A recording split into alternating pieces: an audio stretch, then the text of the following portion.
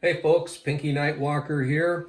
I'm bringing to you a video of another baby Glock. This one here is the Model 27, chambered in 40 Smith & Wesson, and this is a Generation 3 Glock. So let me show you here with the chamber flag that barrel and chamber are empty, and let me show you that the magazine well is empty. Couple magazines that are here with us on the desk. They're both empty. Nothing in them.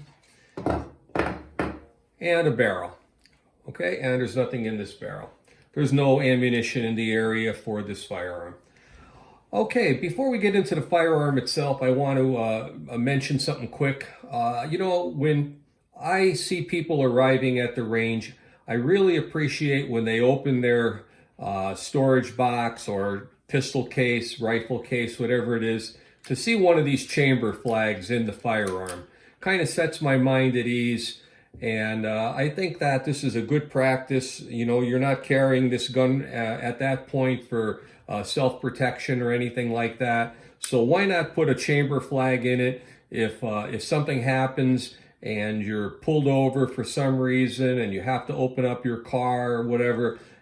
Police officer can see that the firearm is empty and there's not going to be any issues if that is a problem in the area that you live. Okay, so good practice to get into to demonstrate to people very quickly that your firearm is in a safe way and not going to be causing a problem.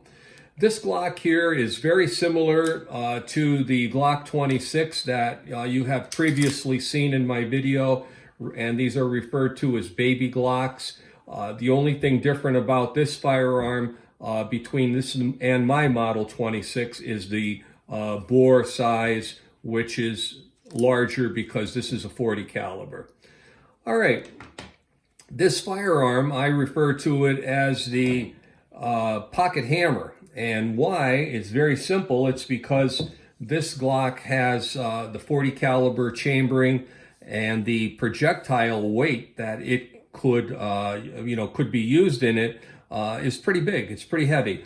You can go with a 165 grain, 180, and right around in that range. So it's delivering a rather good payload. This caliber was very popular a few years ago, not so much now, but this was put out after the FBI decided to get away from the 10 millimeter that they had tried. This caliber was designed to give good performance to police officers on soft targets as well as automobiles, say the sheet metal, the doors, glass windshields. These projectiles gave good penetration and excellent results. However, now it seems that the trend is to go back to the 9 millimeter, which can increase the firepower in the firearm, meaning capacity, and giving good results as far as stopping a threat.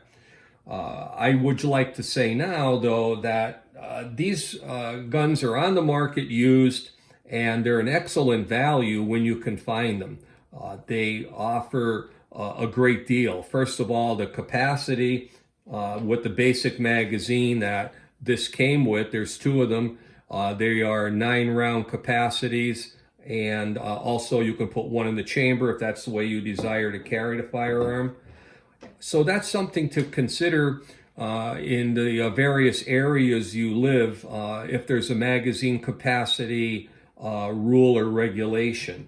One of the things, like all of these baby Glocks, regardless of the 9 millimeter or 40, is you have the option of using magazines with higher capacity of the appropriate magazine, as in this case, these are 40 Smith & Wesson magazines.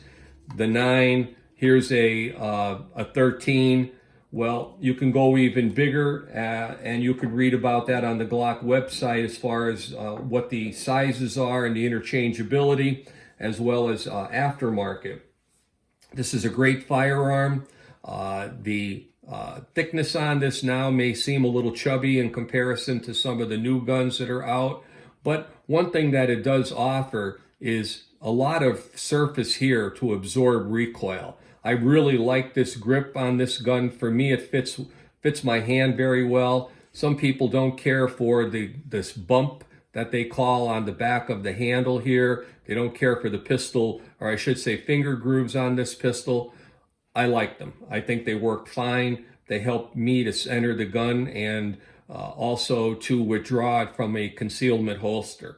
So these are things to consider. Going too small, like I mentioned to you in the previous video of the Gen 3 Model 26, makes it much more difficult to withdraw this from concealment. And this here should be I would think that people should consider this now as an option still.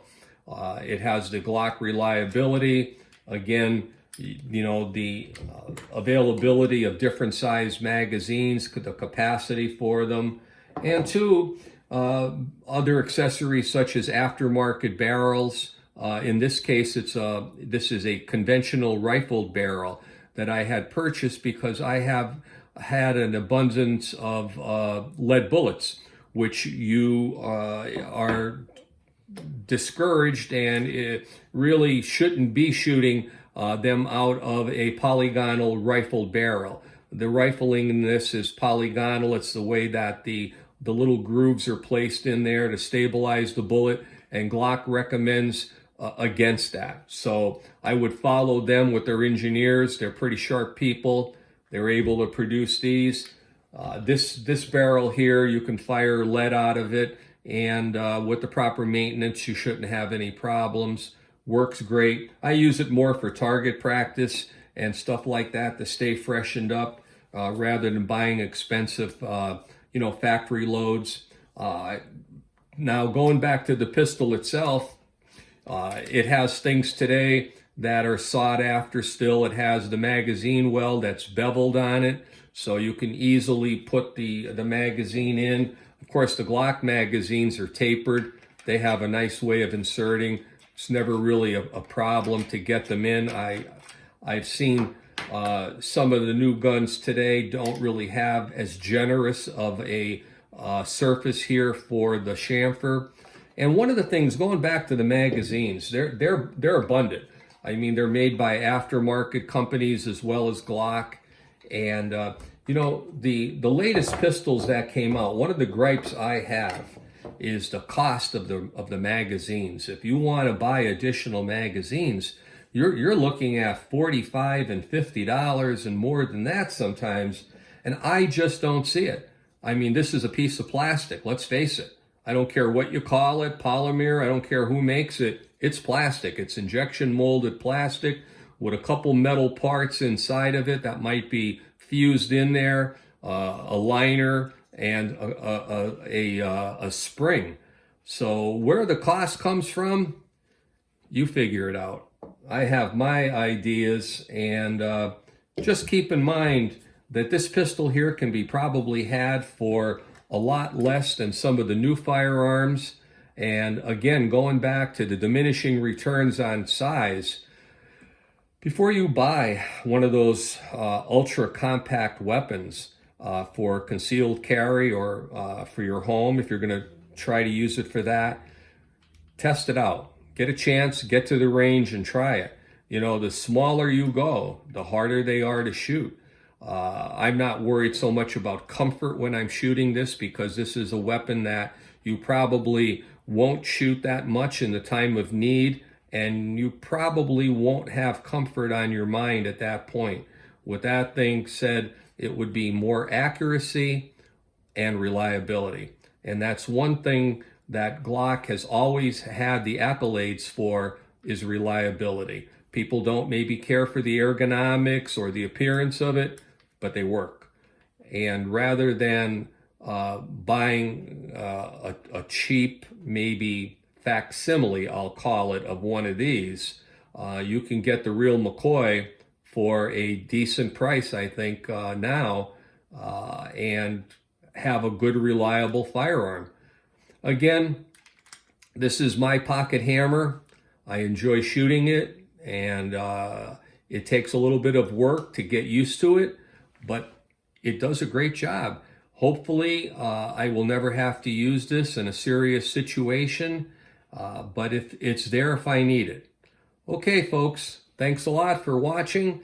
And if you want to see more videos like this or other types of firearms that maybe are a little, pushed to the side, as I did say about the Glock 26, think about what you'd like to see and give me a shout there and something, and we'll go from there. So Pinky says, thanks a lot. Over and out.